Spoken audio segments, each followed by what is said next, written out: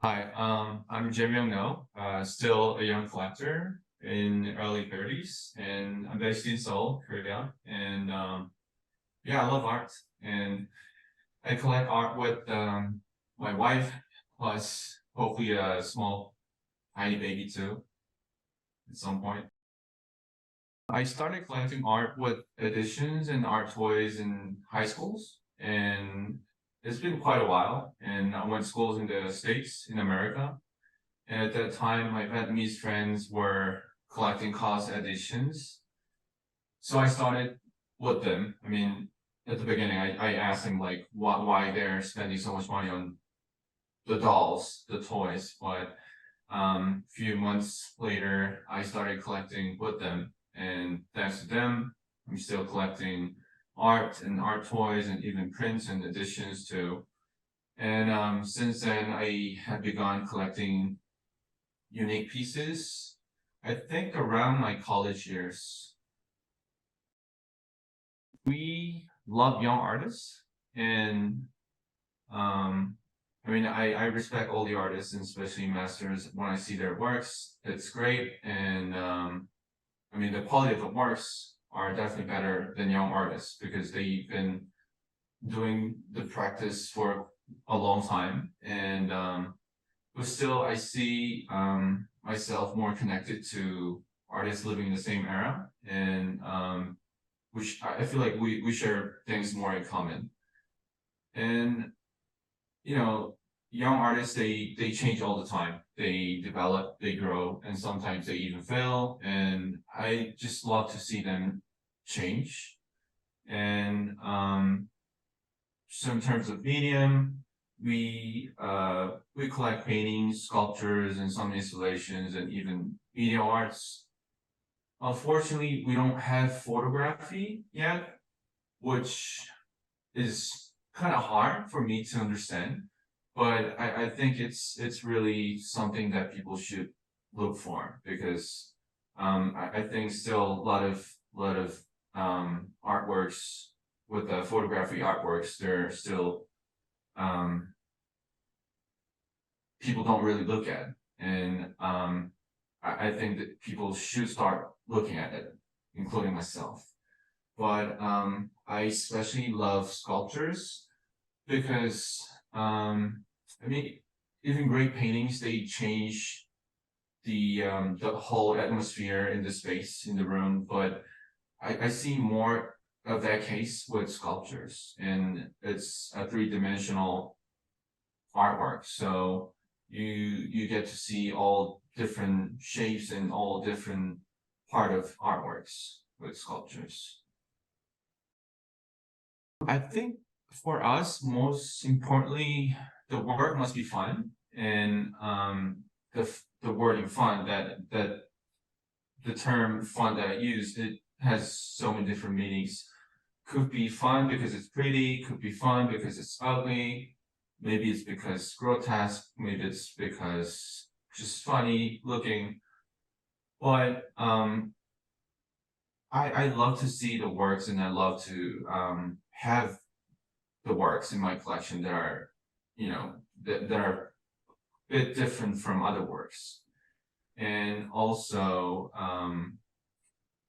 the history of art, it's been thousands of years. And I see a lot of artworks, and just like others, we all see tons of artworks everywhere.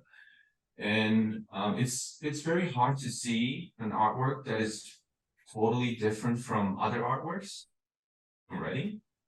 But I still try to look for something unique that the artist is it's a bit different, the artwork is a bit different from other works by other artists.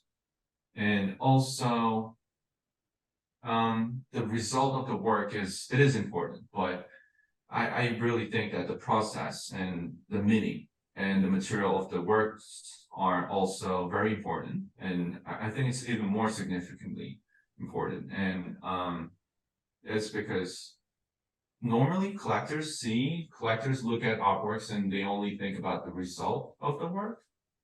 But so in my case, after hearing the stories of the work and the stories of the artist, and then sometimes I get to love the work more. And yeah, the result is important, but still the process and the meaning and materials are important too. And also I do care about the CV and bio of the artist. Um, it's a lot of money, so I want to purchase an artwork by an artist that could continue to work on their practices. And also I would love to see them grow and change in a good way.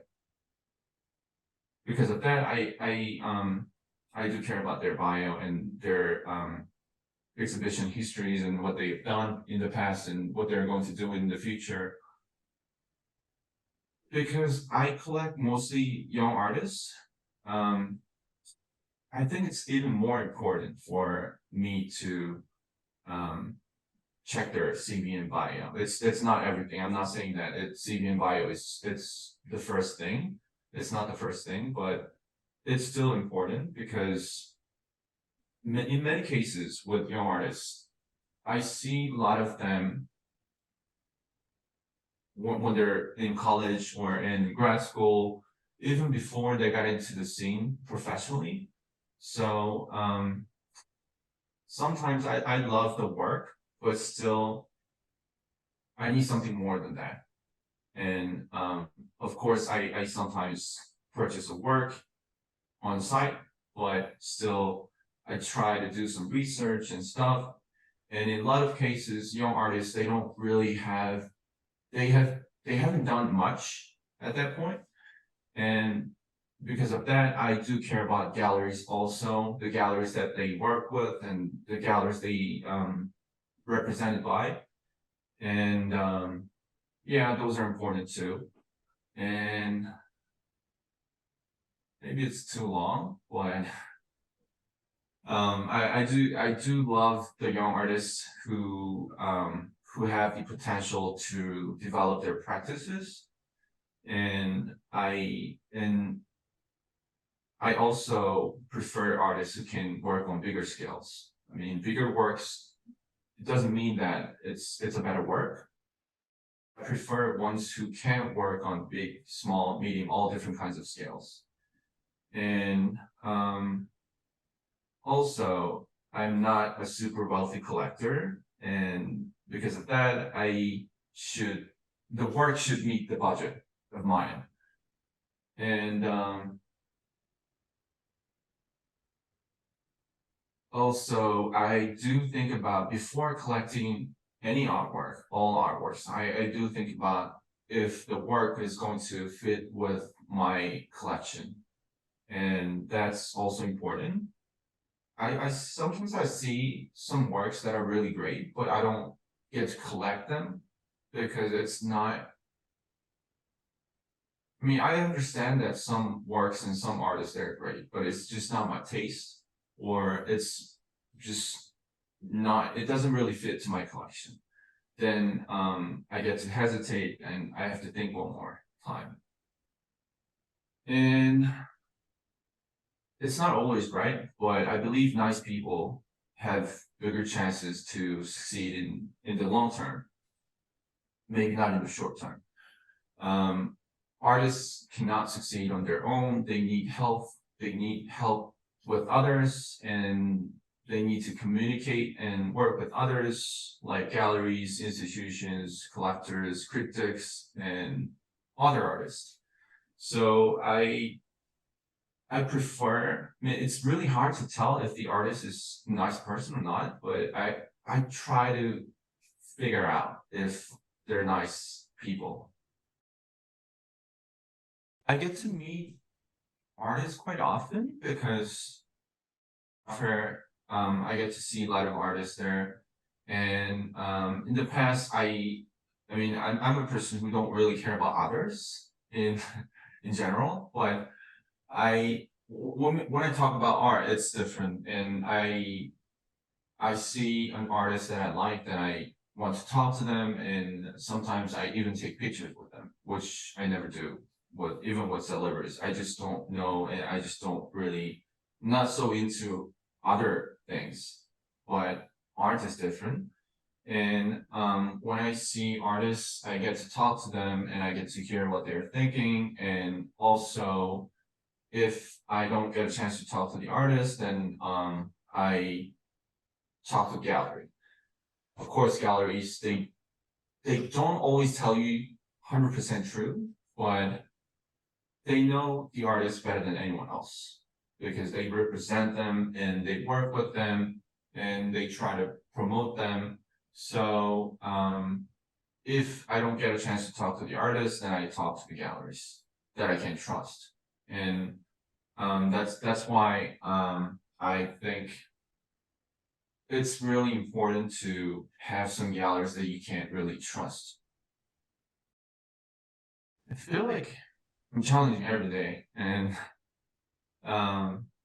because there are so many collectors, and still at this point, I mean, every day I see new collectors, and I see new artists, and I see new galleries. So there's no end to it in this art world, and I since I was so little, I've been collecting something. I collected stamps and sneakers and sports goods and stuff, but I feel like art, there's no end in art. And because maybe it's because of the value and we see new things every day. So I have to study and I have to do some research all the time. And I have to meet people and I have to see exhibitions and I have to go talk to people. And I think it's really fun, but at the same time, it's really tiring because it is really fun to talk to art lovers, but I get to see a lot of people at art fairs, and I go to fairs quite often. I think I do everything. I do everything that I can. I go to art fairs and I talk to friends and I talk to strangers and I talk to galleries and I go to exhibitions and art fairs and private collections, and I I feel like I learn things all the time, and I I get to see a lot of new artists at art fairs, but that's like the start of my research. I get to see something that I like, and I start doing some research, and I get to know about the artists, and I talk to galleries and friends and directors, and I kind of expand from that. And I think everyone who wants to build a collection in a decent collection, then they should enjoy art first, and they should go for exhibitions, and they should do some research. Of course, if they have a great advisor, then it makes everything a lot more easier. And it's always good to talk to friends and directors from either from galleries or museums or foundations.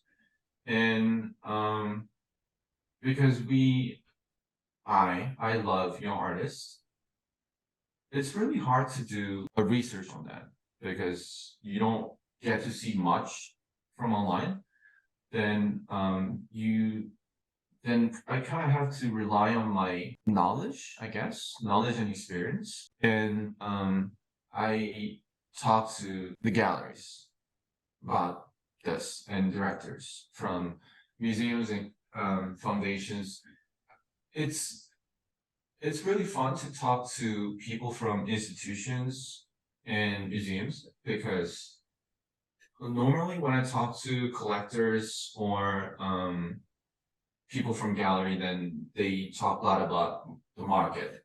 But when I talk to the curators or directors, then I get to hear more about the practice that the artist is doing and the the history of art and contemporary art and stuff. Not just about market. To me, it's a lot of I learned a lot from that, and also sometimes I get to see something very new from others' collection.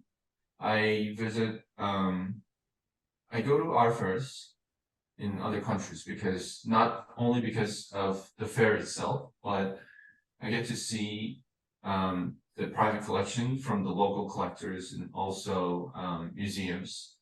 And that's the most, I think that's the most important part for me for going out. And I learn a lot from that. I think they should start with exhibitions. They should go see as many exhibitions they can. And like I said, I have no background in art when I was in school, but I think that makes me different from other collectors. Not that I'm not saying that I'm better or anything. I'm just saying that I'm different from other collectors because I see a lot of people working in the art world or even collectors. They major in art, and I feel like there's always pros and cons to everything. And if a person has a background in art, then they they have done something. Let's say that if the person was a painter in the past, then they definitely have some bias, and they get to love the painting, the style of the paintings that they have done in the past. I've seen them quite oftentimes, and but I have nothing like that. I didn't study art, and I just started collecting art because I love art. And I think everyone, I mean, nowadays even I see a lot of artists that they have not studied art in their school, and I don't think it's something that is necessary. But if the person has no background in art, then they should enjoy art more than others because they have to see more exhibitions and they have to do more research because they have no background to it. I get this question every time lately, and when I do an interview, but I do not have a goal at all in art. And if I had one, then I bet I have achieved already. And because I had no goal to it, I could just continue doing what I like. And I never thought that I'll be still collecting art for this long. And I never thought I'll be spending so much time, so much money, and so much effort in this. But I would say if there is a goal in art for me, then my goal in art is to enjoy art in a healthy and matured way for life. And I think that's the only goal I have. I love to enjoy art with my friends and family, and I hope they enjoy it too. I think that's the only goal I have. Yeah, I try to think myself as a curator of my space, and sometimes we see some great works that don't match well with other works.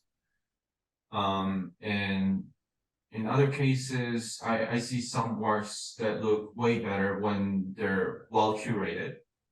And it's not just the quality of